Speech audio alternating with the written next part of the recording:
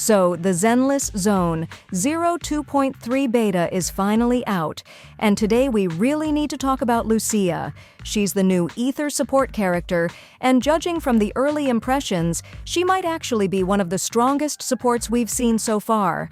Some testers are already calling her broken. And honestly, looking at her kit, I don't think that's an exaggeration. What I want to do in this video is break down how she works, why the community is so hyped, and what it could mean for characters like Yikuan, Komano, Minato, and even the brand new Ice Rupture DPS Yidhari. As always, remember, this is beta content. Things can change before release, so don't take any of this as 100% final. Save up to 23% on the current banners at lootbar.gg. Just enter your UID and server. The link is in the description. So, let's start with the foundation of her kit. Lucia revolves around something called Dream Value. When she enters the battlefield, she immediately gains some dream, and a lot of her abilities either spend or generate more of it. Once she has enough, she enters Dream State, which is where the magic really happens. In Dream State, her normal echo attacks get upgraded into greater echo attacks, and she also has an off-field mechanic where, whenever the active character lands hits, she can trigger an aftershock that boosts the team. This means even when she's not directly on the field, she's still doing her job, which is exactly what you want from a strong support. The other big part of her identity is a brand new mechanic called Ether Veil. Think of it like a zone or domain that transforms the battlefield. Right now, in beta, both Lucia and Yidhari are able to create Ether Veil zones. Specifically, Lucia's version is called Ether Veil Health. While it's active, the entire team gets a maximum HP increase, and she can extend the duration by using certain abilities like her EX special attack or even her ultimate. This could end up being a recurring mechanic in Zenless Zone Zero, kind of like how other Hoyoverse games have experimented with zones or domains, but we won't know for sure until more patches roll out.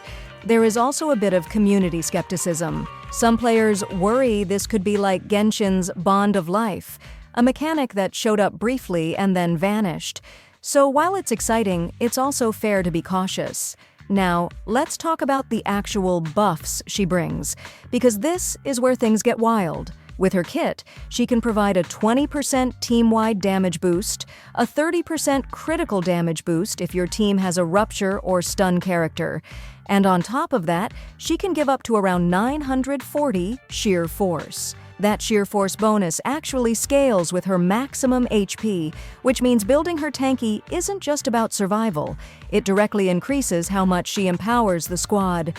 The community has already done the math, and it looks like to fully maximize this sheer force buff, you'd need something like 24,000 horsepower, which is crazy but not impossible. The only snag here is that we don't currently have a proper A-rank HP scaling W engine, which makes building her a bit awkward. That's something people on Reddit have been pointing out, and it's a fair concern. And then there's her EX special attack. It turns into something called Grand Echo Strike. It not only deals strong ether damage, but also applies force through status, which is what gives that big sheer force boost to the whole team. What's interesting is that sheer force here is a stat that directly interacts with rupture playstyles, which ties into why she's being called the dedicated rupture support. If you've been building Yikuan, you're probably already smiling because Lucia looks like she was designed almost perfectly for her. Speaking of that synergy, the community sentiment has been pretty consistent. This feels like the missing puzzle piece for Yikuan. For weeks, there's been debate about whether Yikuan really had what it takes to compete with DPS like Mayabi, and then out of nowhere, we get a support who gives her more damage, more critical damage, more sheer force, and even survivability with the HP buffs. No wonder people are joking, it's over Miabros. Some are already saying Yikuan with Lucia is going to sit alone at the top of the DPS chart. Again, keep in mind, this is beta and values can change, but the hype is understandable. But let's not forget her ultimate, which is one of the flashiest parts of her kit. When she ults, she transforms into a huge ether beast that you can actually move around for a few seconds.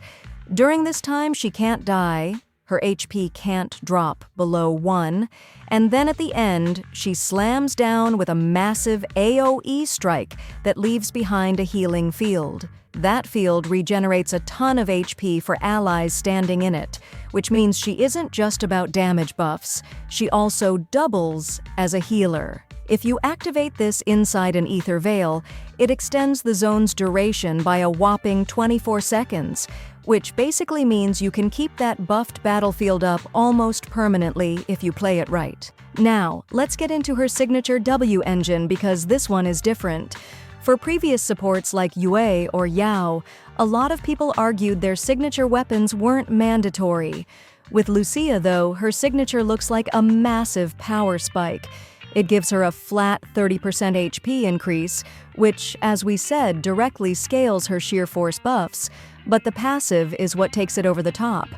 Whenever an Ether Veil is activated or extended, and it doesn't even have to be her own, all allies gain 20% all attribute resistance penetration for 30 seconds. That's huge. Resistance penetration is one of the most valuable stats in the game, and it makes her signature far more impactful than the average support W engine. Some players are even debating whether this effect could open her up to teams outside of Rupture comps, but right now, her synergy clearly shines brightest with Yikuan and Yidhari. Of course, not everyone is thrilled. A few people are frustrated that every new patch seems to drop a meta-shifting package of multiple S ranks, making it hard to keep up with pulls. Others worry she might get nerfed because the numbers do look insane right now. And some are simply sad that she overshadows Pan Yinhu, who used to be the go-to support for Yikuan. There's also the bigger question of whether Ether Veil will be a long-term mechanic or just a temporary experiment. These are all valid points, and they're worth keeping in mind if you're planning your pulls carefully. But overall, the reaction is overwhelmingly positive. People love her design. Some are calling her the first real mage in ZZZ. And her animations look fantastic, almost like a summoner style where she calls in that giant ether beast. Many players have already said they're skipping the current 2.2 banners just to save for her, and honestly, it's hard to blame them. Between Lucia, Minato, and Yidhari, patch 2.3 is looking stacked. So, where do I land on this? Personally, I think Lucia is shaping up to be the kind of support that defines a meta. She doesn't just give 1 or 2 buffs, she layers damage, critical damage, survivability, sheer force, and even resistance penetration all at once. If you're someone who already owns Yikuan or you plan to build Rupture teams, she looks like an easy recommendation. If you're more invested in other elements or classes, it might depend on whether Ether Veil really becomes a universal mechanic. Either way, she's definitely one to watch. And that's pretty much everything we know so far about Lucia in the Zenless Zone Zero 2.3 beta. Remember, it's still early testing, values can change, and we'll get official confirmation later, but for now, the hype is real. What do you think? Is Lucia as broken as she looks? Or do you think she'll get tuned down before release? Let me know your thoughts in the comments below.